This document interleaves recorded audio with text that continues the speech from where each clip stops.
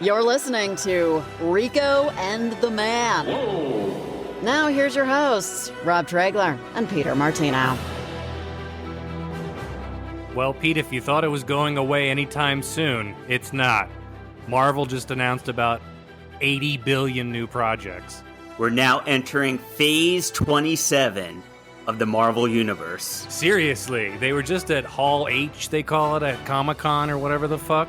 Yes, San Diego Comic-Con. They laid out the next, 5 years of movies and television. They had so much that it was hard for me to even keep track of what they announced. I know, I was looking at pictures and trying to read up on message boards, and it was at one thing after the other. It's like TV series, movies, fucking radio programs, podcasts. Reality shows.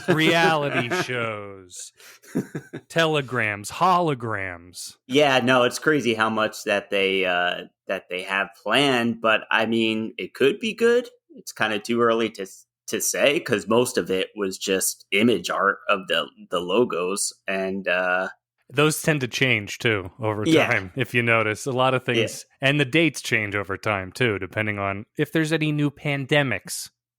That's true too. Yep. Monkeypox. Looking at you, Monkeypox. A new Marvel series coming this fall. Monkeypox. Yeah, really, brother. So what are your thoughts about the things that were announced? Well, they basically plotted out Phase 5 and 6, and it's too much. It's too much stuff. And I don't say that because I'm in Marvel fatigue. I say that in it's going to water down everything, I feel. I feel like it's just too much to keep up with, to the point where it can't all be good. They're going to Star Wars it, I think, where they just give us too much at one time, and it's going to be, people are just going to get sick of it. I mean, which I fear. Yeah, I fear it too. Not that they're necessarily going to get sick of it, but it's just going to be too much for people to keep up with, because, we had the movies that we were released in theaters a while back, and we can manage that, but now that we have the movies and the series, it's going to be a lot to juggle, not going to lie. I mean, here's the thing. A part of me is yes, give me all of it. I want all of it. And a part of me is very overwhelmed, I don't know if I can keep up with all this. And part of me is I have a job that I need to go to eventually. Yeah, exactly. And part of me is I just don't want to be there at Avengers: The Kang Dynasty and have some asshole show up and I'm like, who's that? Yeah. That's really all I'm worried about. You have FOMO when it comes to Marvel stuff. You have a fear of missing out on something. And when is that you what see FOMO is? Yeah. I've never heard that. What? Yeah, I've never heard FOMO? No. Oh, you better get with the times, my friend. Hey, listen, you were always the hip one in the group, so yeah, that's right. I'm the grooviest out of all of you. You know how they talk on the street. I'm an old man. I'm hip. I know what's down. But that's what it is. You, and I'm not saying just you personally, but just in general, you don't want to be one of those people that are missing out, and something goes way over your head that people are freaking out over, like the people in the trailer reactions. Yeah, exactly. All the people in the trailer reactions. No. Yeah, when he comes out, and I'm like, who is this guy? Right, exactly. Some third-rate person from the Echo TV series. Yeah.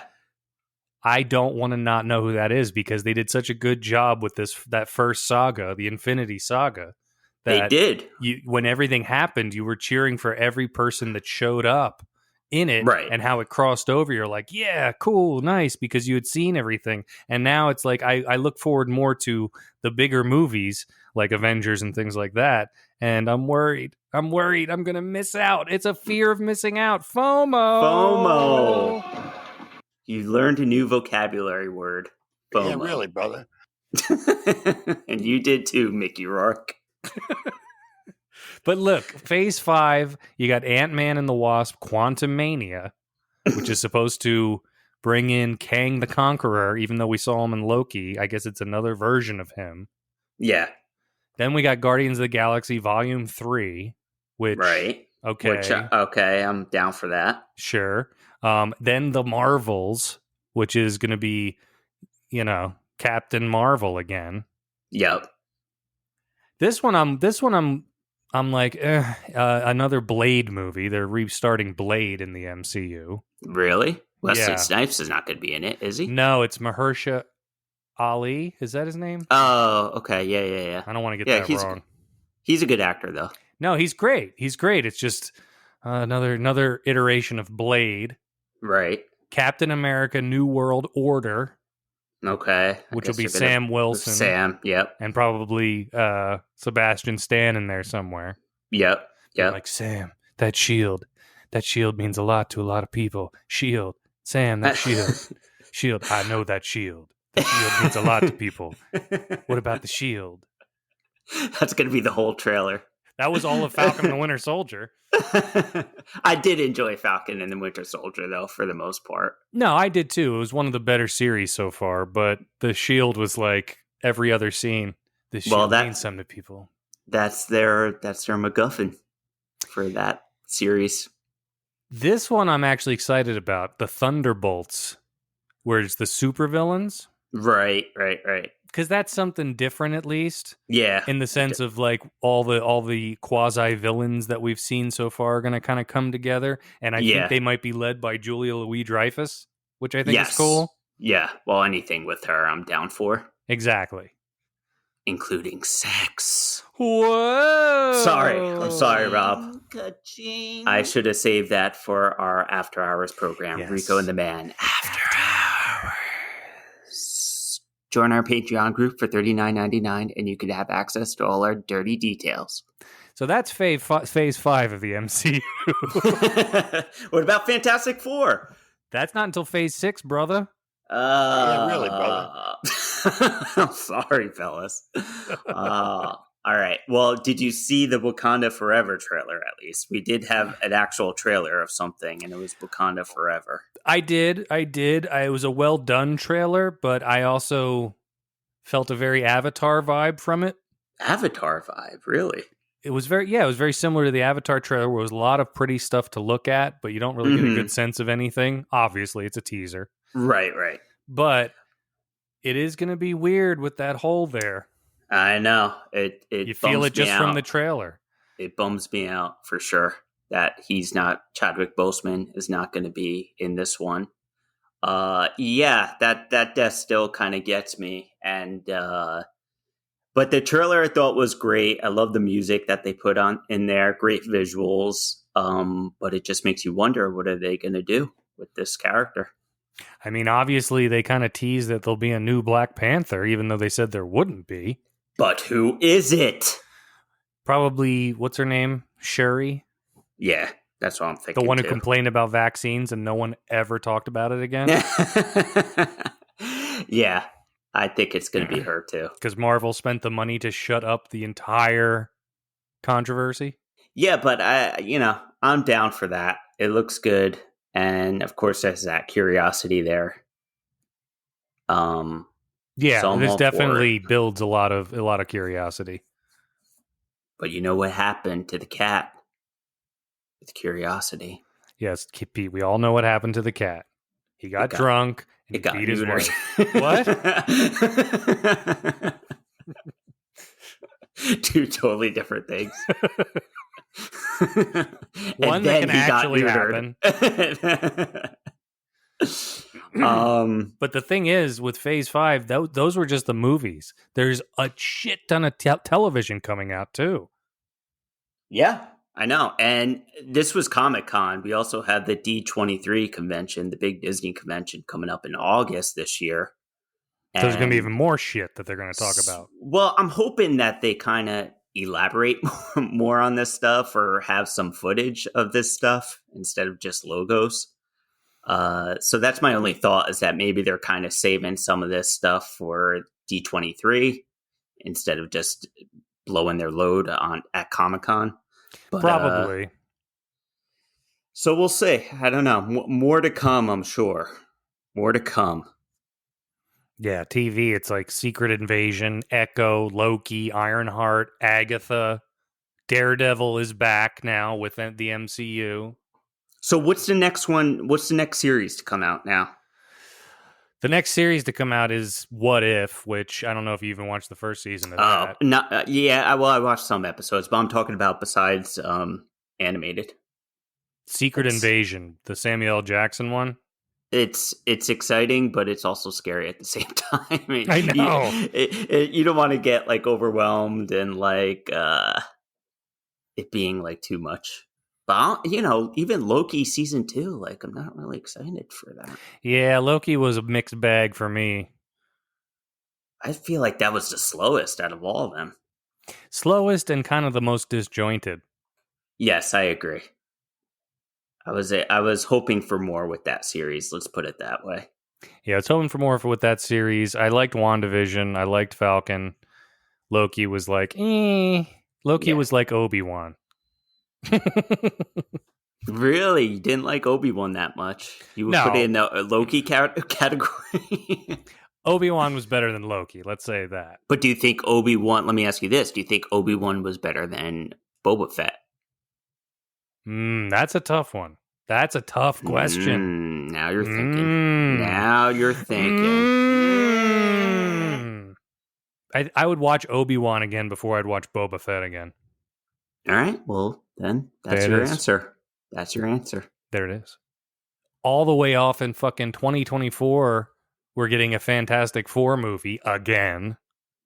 Another like fantastic Boar movie. Whoa!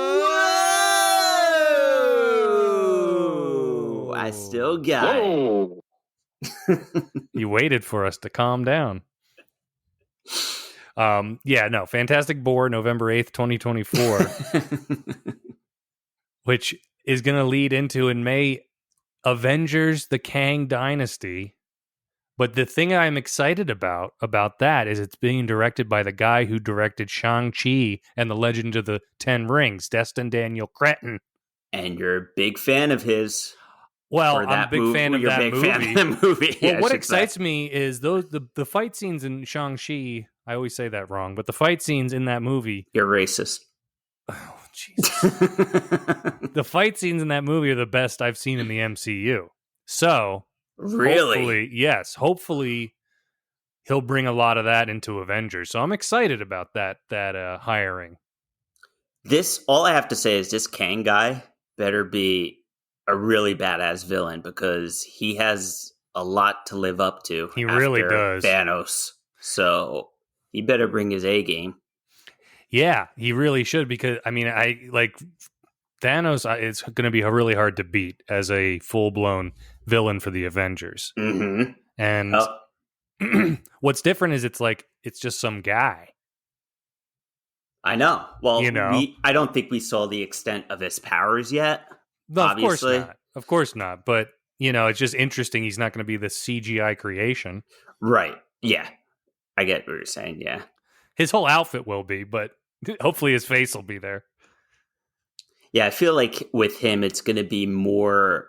I feel like Thanos was like this big hulking like presence, this intimidating monster, and like you said, he's going to be more of a just a really powerful but yet normal looking guy who dances on desks and shit. That's his a big threatening power.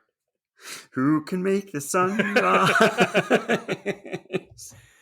Sprinkle it with dew. Just goes into this whole soft shoe Candyman routine. The Kangy Man can. Yep. That's it. There it is. Well, Sammy Davis Jr. is Kang in Avengers, the Kang Dynasty. That I would watch. I would watch. They would bring him back digitally and make him the bad guy. Or just have Billy Crystal come and do it. Oh, yeah. That'll go over real well. Even though he used to do that. Yep. You got away with it once. So, yeah. I don't know if Kang's going to be like because the next Avengers comes out the November after the May in 2025. another Avengers Secret Wars. Is it going to be another Kang story, or is the Kang dynasty going to end with that first Avengers? I don't know, Pete. It's too far away. I don't know. I kind of feel like they're building up this Kang guy to be the next main baddie, big baddie. Kevin Feige better have some tricks up his sleeve. Yeah, let's see, Feige. Fogy. Hey, Kevin Feige, let's take a picture. Hey, can you believe it? It's Kevin Feige. Do you ever take that hat off? Kevin Vagine. Hey, it's Kevin Vagini. Secret Wars. Secret Wars. Hey, Kevin Vagini. When the Secret Wars come out? When's Fantastic Four coming? Hey, Kevin Vagini. I gotta see the Thing. Kevin Genie, Agatha Coven of Chaos. But that's all. I mean, that's a lot of, even without the D20, whatever it is, 3 D23 convention, that's a lot of shit. It's a lot, yeah. And I'm excited about, the kid in me is excited about it. The adult in me is like, I don't have enough time for this shit. Yeah, exactly. Ironheart. The only heart I have is brave. The only heart I have time for is Newhart. As in Bob Newhart, the comedic genius. Of such TV shows as Newhart.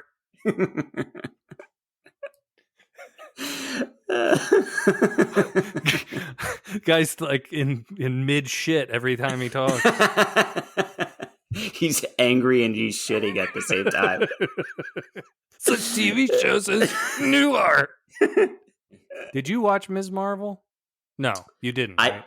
I did not, no. But in our last podcast, you had mentioned that you may think that my kids would actually enjoy. Yes, I believe the kids show. would enjoy Ms. Marvel.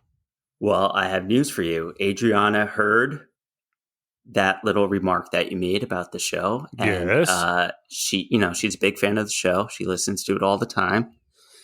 Not really, but I hope not. How old is she? I hope she doesn't listen to this. Totally kidding, but just go with it. But she heard what you said, and she decided to check it out. So for her review, I'm going to actually introduce a new segment to our podcast called Kid Critic with Adriana Martino. Kid Critic, So, Adriana, I understand that you recently saw Ms. Marvel. Mm-hmm. What did you think about it? I don't know. This has been Kid Critic with Adriana Martino. Kid Critic, Just kidding. There's more. What did you think about the main character, the girl that played Ms. Marvel? Yeah, she was good. Yeah? Mm-hmm. You thought she was like Pretty fine. review? Uh-huh. How does this show compare to the other Disney Plus shows that you've watched? I like it. I mean, it's kind of like other adventure movies or shows, but, just a girl. Okay. Would you recommend this series to other kids your age? Yeah, if they like adventure stuff and a lot of action, and, if they ever watched Avengers or anything. Okay. And was there a message you got from this series? I mean, there probably is a message, but all that I really, saw was like a lot of action and stuff. Okay, loves that action. It was a good show for kids, though. It wasn't too scary or anything. Yeah, I like it. What was your favorite part of the show? Well, there's different episodes of it, so you'd have to really ask me what. Now she's telling you how to do your job. Critiquing. All right, what was your favorite part of the last episode that you watched? Well, there's actually Like sometimes after a sequel, like after some of the sequels, then there's like something at the end, and it shows at the end that like she transforms into Miss Marvel, like actually Captain Marvel. Spoiler alert. Yeah, seriously. And I think she teleported to wherever Miss Marvel is to there. So you like the end of credits scene? Uh-huh. Well, there you go. All right. Thank you so much. There it is. There it is. There it is. Totally putting on blast the ending of Ms. Marvel right here on the show. I hope everyone's seen it already. And we should put a disclaimer in front of this review. Seriously, this review contains spoilers. Exactly. But yeah, she did enjoy it. Obviously, she enjoyed the action. Review. She was nervous. She at first she didn't want to do it, and I kind of had to talk her into it. So I was trying to make her feel as comfortable as possible. But she did enjoy it. She did like it, and even Steph watched it with them, and she was really into it as well. So big fans of Miss Marvel over here in the Martino household. Good. I was worried that she hated it, and it was going to be a big dump on me. No, you were right. You know kids. Well, what is she going to be? What's she going to be reviewing next, Pete? Yes, you can stay tuned for next time on Kid Critic when Adriana reviews the 1994 Quentin Tarantino classic Pulp Fiction. Oh, okay. That'll be an interesting one. Yeah. Hey, I gotta say this before I forget. I have to thank on our air the wonderful, the lovely Mr. Frederick Slack. I got a package in the mail. My wife and I were supposed to be at this convention in New Jersey, and it's where I've met Frederick Slack. It's where we've seen him multiple times over the course of a few years, and he's always been such a sweetheart and such a fun guy. And he's given me gifts for my pets. He's given me gifts for Bots when Bots was alive. It's just such a nice guy. And I'm glad he gives you stuff. Yeah. You'll get there, Pete. Don't worry. Don't worry. You want to give your address out on the show right now? Go ahead. Yes, it is. No, don't. But we couldn't make it because of the COVID this year. Right. And so he mailed a gift to us, and it was a picture of my dog Obi with a Jedi robe and a green lightsaber, holding a green lightsaber, and it's adorable, and it was very sweet of him, and I want to thank him on the show. That is so cool. Can you post that on our Twitter page so people can see it? Yeah, I'll post it right now. Click. Bloop. Now, that's really great. Frederick, we love you. You're a great guy. You always give Rob gifts. And you give me a lot of laughter. That's all you need, Pete. That's all I need, really. I need just gifts. Laughter. I need gifts. I'm very empty without gifts. I need things. You're very material. Very material. You don't need that stuff. You need your pets dressed up as different Star Wars characters. No, that's awesome. But yes, thanks, Fred. I look forward to seeing that. I want to see that for sure. I'm still getting my voice back, though. That's the other thing. Really? I didn't end up testing negative until 2 days ago. I told you it lasts. It lasts. I know, but everyone I knew got it. It was quicker than that, so I was expecting to be on the quicker side. I'm not saying that you're you are contagious for a while, but I'm just saying like as far as testing. Yeah, testing. But what do I know? I don't know nothing. What are you, a doctor now? Dr. Martino? Dr. Martino. I did want to be a doctor at one time. Did you really? Yeah, when I was like 5. And I didn't know what the hell a doctor was and how long you had to study for it. Once school was involved for 20 years, you were like, no, thank you. I'm like, pass. Once I knew that I had to be around sick people, I was like, no, thank you. Yeah, I wanted to be a vet. Oh, all right. Yeah, that was the one other career besides making movies that I wanted to do when I was a little kid. was be a vet. And then they were like, you have to cure like snakes and stuff too. I was like, Yeah. You have to cure coyotes and stuff. You're like, well, doc, what seems to be the problem? no, they're coming to you. No, I'm coming to them for some reason in Alaska. I'm ready for my colonoscopy now, Doc. Did you see Barry? No. Oh, you still didn't see it. You said, wait, did you ever watch the second season, or you said you didn't watch the second season? I only ever watched the first season of Barry. Oh my God, it's so good. Really? I absolutely love that show. I love the writing. I love the directing. You just love Winkle. You love Winkler. And I love Winkler. I'll admit it. I love You the love that Fonz. show because Winkler responded to a tweet of yours. No, That's why you like that show. I'm not that shallow. And I love that show before he responded to my tweet. And my tweet didn't have anything to do with that show. It had to do with the Monsters Incorporated cartoon he's on, which he's also great in.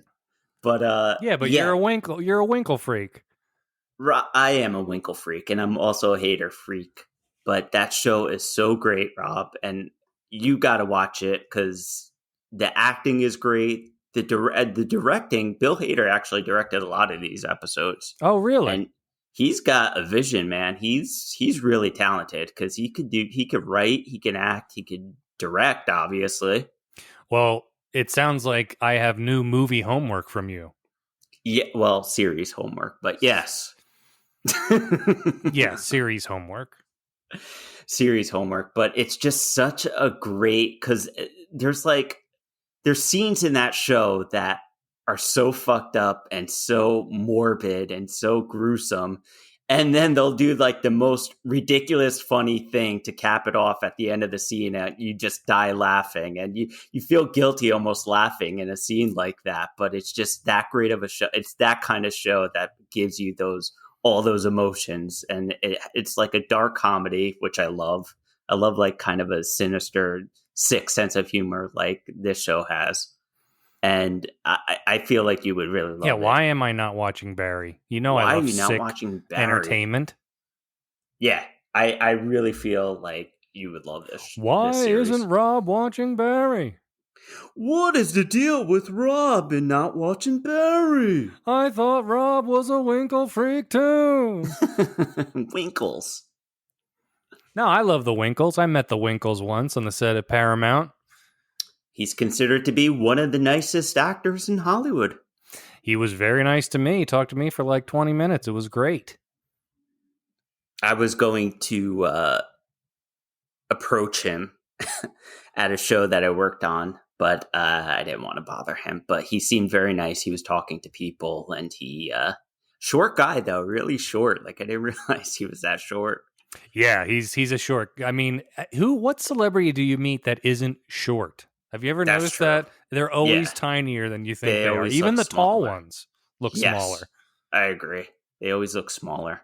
I saw Gerard Butler freaking out on Sunset Boulevard, screaming into his cell phone. He's like this cute little guy in a suit yelling at his cell phone. It's like, look, he's so cute, that little Gerard Butler. I saw Marissa Tomei in the street once, and she was really tiny too. I was like, you are adorable. I rode elevator with Julia Louis-Dreyfus. She's like pocket-sized. Yeah, I saw Chewbacca in Galaxy's Edge, and he's not as big as you think he'd be. Really? Yeah. He was almost the size of an Ewok. At first I thought he was an Ewok, actually. I was the third Ewok in Return of the Jedi. I'm like, what does that even mean, third Ewok? It was on the call sheet, that third Ewok.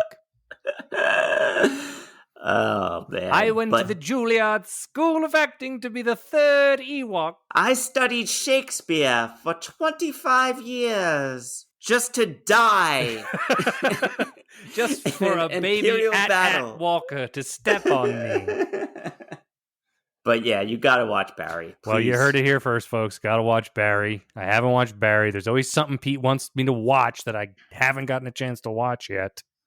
It's like all the new Marvel shows. I don't have the time. And vice versa. You're always bringing stuff up to me that I don't have time to watch. Yeah, did you watch The want Boys? to. Did you watch The Boys? I actually did watch The Boys. Thank you very much. It was fucking amazing. Another show I fucking love. There's our Homelander right there. Yep, that's our Homelander. Uh-huh. But you watched the full season? I did. And your thoughts? I think it's great. I love that show. I mean, it's such a fun show that it's not. It's very hard to dissect and try and be too, like, oh, it's too much this or that. It's too fun of a show to really critique, if that makes sense. Yeah. Like, it just has so much fun doing what it's doing that I'm not like, well, the arc of this character is not working for me. It's like, dude, calm down. This thing's just a lot of fun to look at. Yeah. It's a very entertaining Super violent show. Super violent. And same with Barry. It has a lot of dark comedy in it. And it shows like the most fucked up scenes sometimes, but you end up laughing at them because they have like some comedic element to it. I loved the whole Soldier Boy arc in this one. Yes. He's like the bad Captain America. Right. And what's this guy, Jensen Ackles from Supernatural? He did such a great job. He did. It was you think he's going to come back in some capacity? He didn't die, right? No, they put him back in that case. That's right. Well, we'll see. We'll see what happens. But Anthony Starr is so great in it too as Homelander. Sorry, I didn't mean to cut you off. I was literally about to say the same thing. Oh, really? Yeah, exactly the same thing. So it's all good. Cut me off because I'm usually about to say the same thing.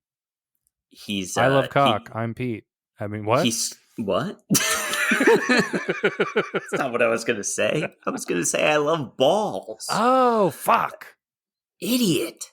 Maybe we're not as in sync as you think we are. But yeah, Anthony Starr is great. He plays such a great character, and he's just he's so vulnerable and sinister at the same time. I know, and he does such a good job of walking that tightrope. Yep. Just like his facial expressions, you know exactly what his eyes give it away. Yeah, what emotion that character's supposed to have. Yeah, he's great. He's great. I mean, Carl Urban alone is fucking fantastic. Yeah. Just when I thought I couldn't be more shocked by that show, every season it seems to top that. Are you talking about the orgy? The first, well, I'm getting to that one, but the very first episode, right out of the gate, when the little Ant-Man,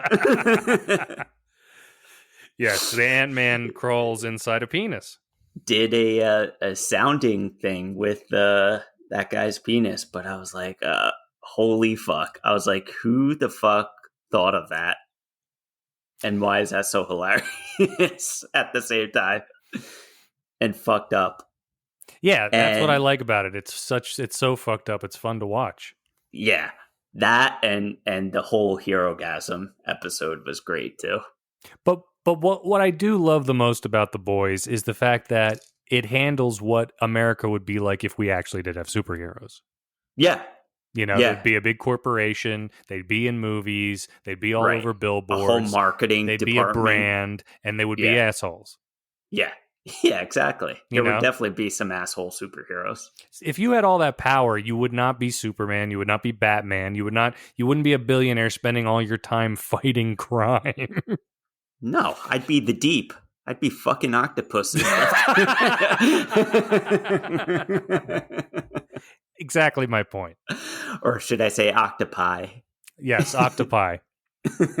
Yeah, it's a great show, and I just hate that it takes so long for them to come out.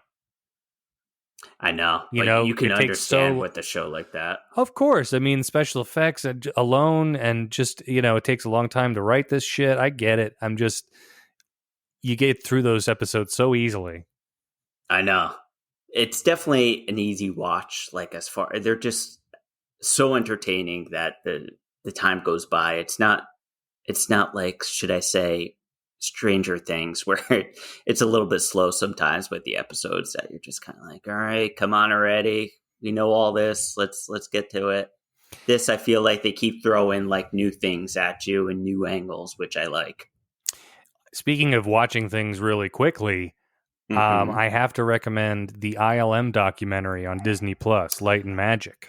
I actually saw the first and a half episode already, and I love it. I watched all 6 already. And what did you think of the whole series as a whole? The series as a whole is fantastic. I mean, it's just more of that behind the scenes shit that you always wanted more of, watching like the bonus features on DVDs.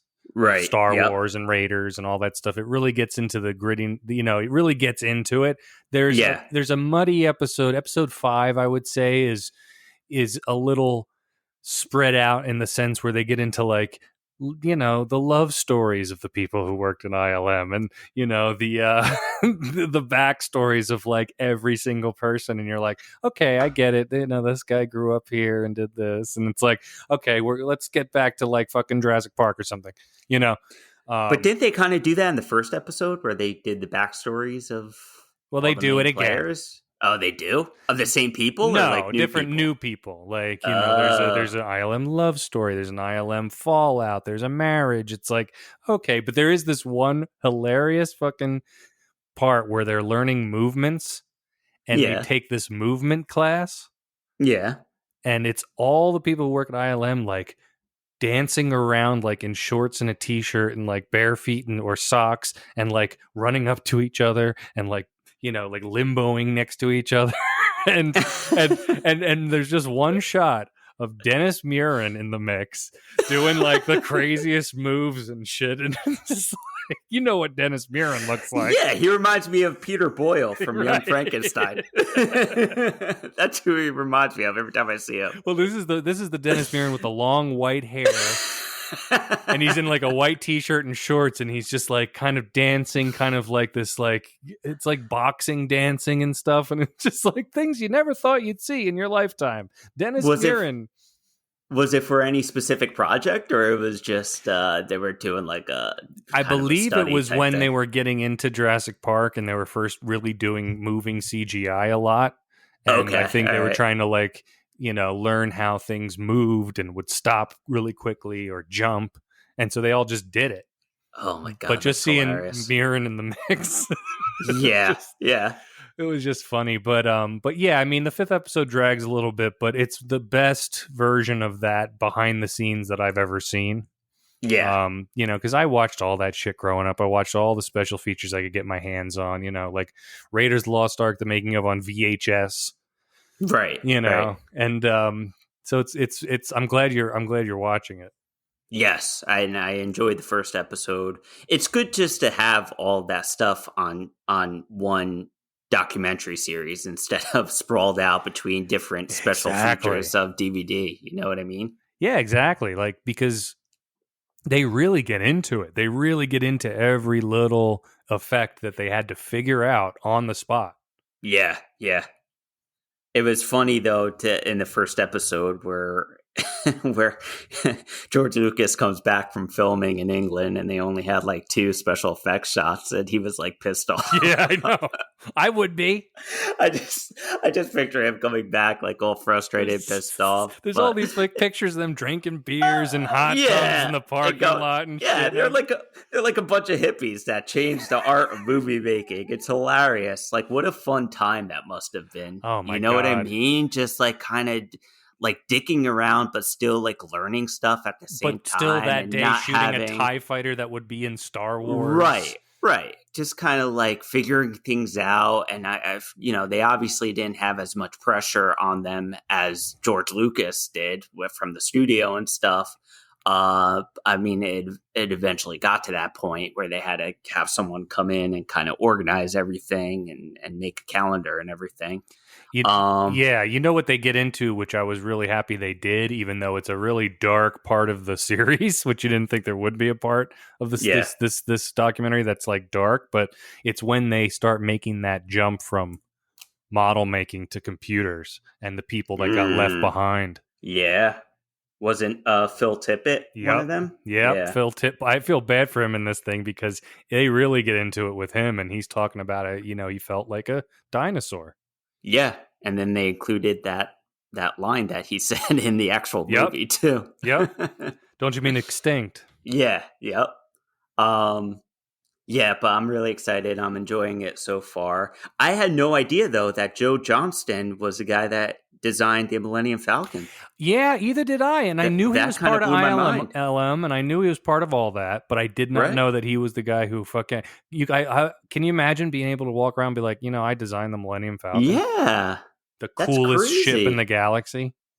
That's crazy. I had no idea that he designed that. I was like, look at you, Joe Johnston. You go, boy. Yeah, it's the main storyboard guy for all the Star Wars movies, and then goes off. Did you know that Lucas put him through film school? Oh, get out! Really? Did they mention that in the doc, or you found that out? No, they mentioned it in the doc. After Return of the Jedi, Joe Johnston was like, I can't do storyboards anymore. I want to go travel and spend the money I haven't had time to spend. And Lucas is like, don't you want to go to film school instead? And Lucas paid him to stay at ILM and go to film school. Oh, wow. Paid his tuition. And then he goes and directs Honey, I Shrunk the Kids, and the rest is history. Captain America, Jurassic Park 3. Well, he designed the Millennium Falcon anyway. Yes. Before we run out of time, Pete, do you want to play the humming game where I hum themes and you got to guess them? Oh, all right.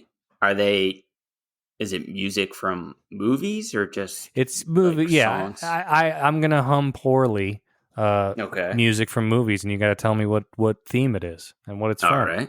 Okay.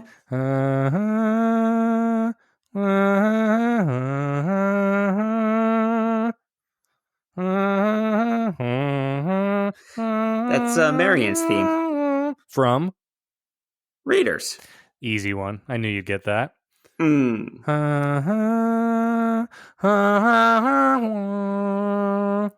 That's Leia's theme.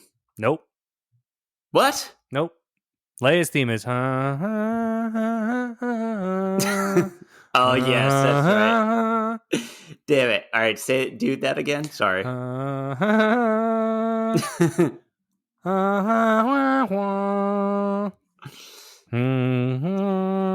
It's from Star Wars. I don't know. It's Han and Leia's theme. Oh, come on. I'm done with this game.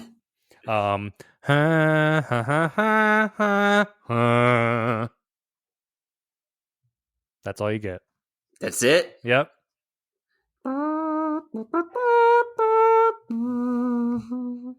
Sounds familiar, don't it? It does.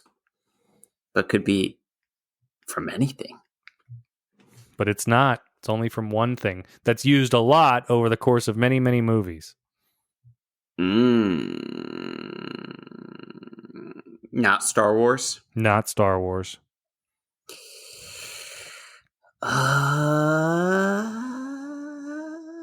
Superman. Nope. But you were close. Same kind of character. It's Captain America's theme. Alan Silvestri. I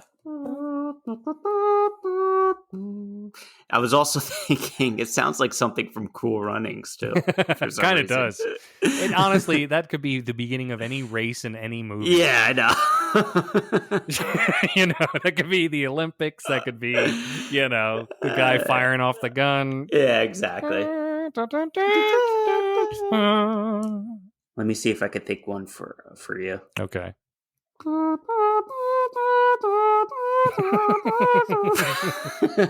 That's simple. The Stupids with Tom Arnold. Correct. No, The Godfather. Correct. How about Back to the Future? There you go. There you go. There you go.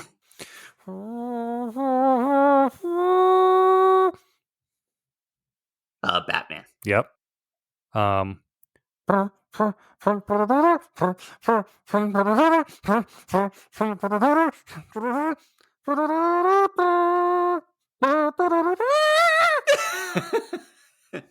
That's the truck seat for Raiders. There you go. Very good. All right, I have one. Okay.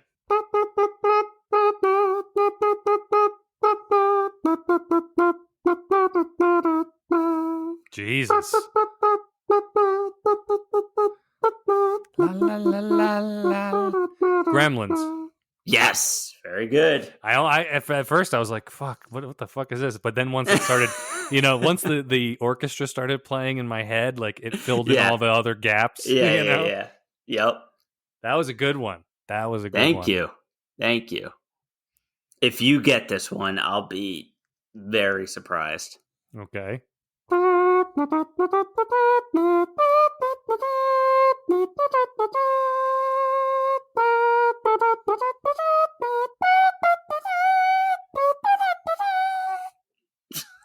Let me get a breath here.